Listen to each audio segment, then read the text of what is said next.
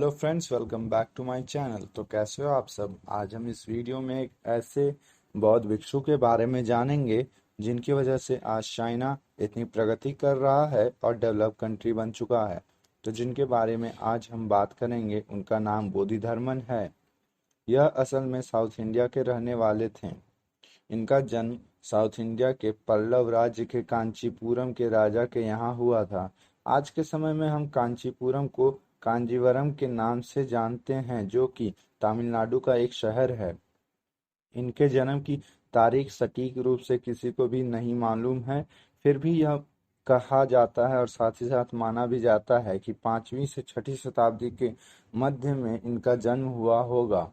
सन्यासी का रूप बिताने के लिए इन्होंने मात्र 22 वर्ष की उम्र में सारे राजभोग को त्याग दिया। इन्होंने अपने राजशाही जीवन को त्याग कर बौद्ध भिक्षु के रूप में जीवन की शुरुआत की। इन्होंने धर्म प्रचार के लिए कई विदेश यात्राएं भी की, जैसे चाइना, जापान और कोरिया। साथ ही साथ इन्होंने एशिया के कई और देशों में बौद्ध धर्म का प्रचार किया। 520 से 526 ईस्वी में बौद्ध धर्म की नींव रखने के लिए बोधिधर्मन जाने जाते हैं। चाइना के इतिहास के मुताबिक बोधिधर्मन एक लंबी दाढ़ी वाले, गहरी आंखों वाले और उदार चरित्र वाले व्यक्ति थे। बोधिधर्मन को लोग उनके विचार, स्वभाव, ध्यान साधना और लोक अवतार के रूप में उन्हें करोड़ों लोग जानते हैं।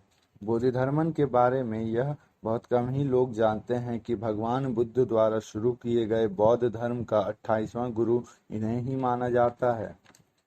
जैसा कि इनका जन्म एक राजशाही परिवार में हुआ था, परंतु इनका ध्यान तो संन्यास में रहकर जीवन का आनंद उठाना था। इन्होंने अपने सारे राजशाही भोग को त्याग कर वह ज्ञान अर्जित करने चले गए और उनके गुरु गौतम बुद्ध के ही परम शिष्य महाकश्यप जी से ली।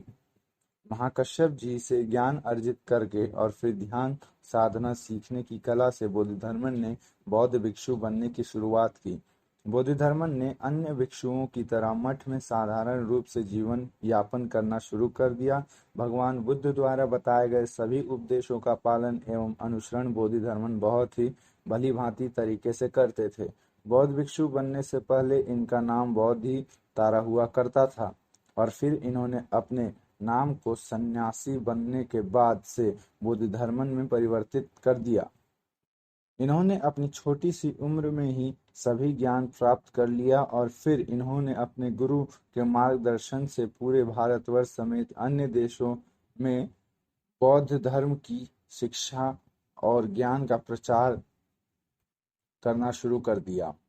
अगर हम बोधिधर्मन के बारे में बात कर रहे हैं तो हम मार्शल आर्ट का जिक्र करना नहीं भूल सकते हैं और साथ ही साथ हिप्नोटाइज करना।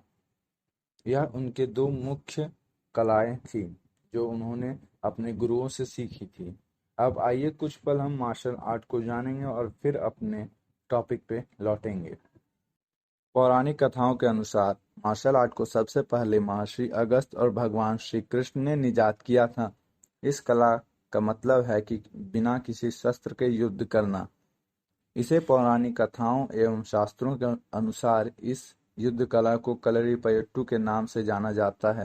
Now returning to our topic, यह अनोखी युद्ध कला ऋषि अगस्त से होते हुए सीधे बोधिधर्मन तक पहुंची। इस कला को विकसित करने के लिए बोधिधर्मन ने पूरे एशिया के देशों की यात्रा की।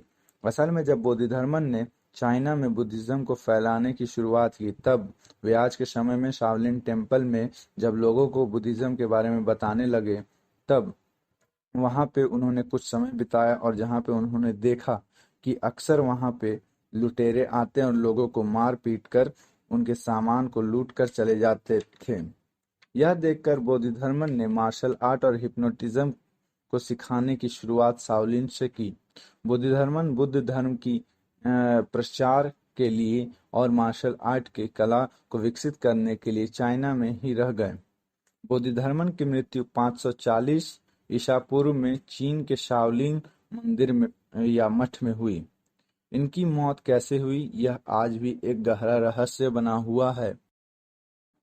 आखिर में मैं यही कहना चाहूंगा कि जो चीज हमारी थी उसे हमने कब का ठुकरा दिया और जो हमारी नहीं है उसे हम अपनाने की कोशिश कर रहे हैं, जो कि अब तक हम उसमें पूर्ण रूप से सफल नहीं हो पाए हैं। हमने अपने देश की कला संस्कृति को ठुकरा कर बहुत बड़ी भूल की है और हम यह सपना देखते हैं कि हम विश्व गुरु बनेंगे। विश्व गुरु ऐसे थोड़े ही बन पाएगा हमारा भारत। हमें अपनी कला को एक जगह से मिटाना नहीं है, हमें अपनी कला को फैलाना है और साथ साथ इसे हमें खुद भी ज्ञात रखना है कि ये हमारी कला है। आइए हम सब अपने देश की चीज़ों को अपनाएं। तब तक के लिए thanks for watching the video. और अगर मेरा यह वीडियो आप सभी को अच्छा लगे तो चैनल को सब्सक्राइब करना ना भूलें।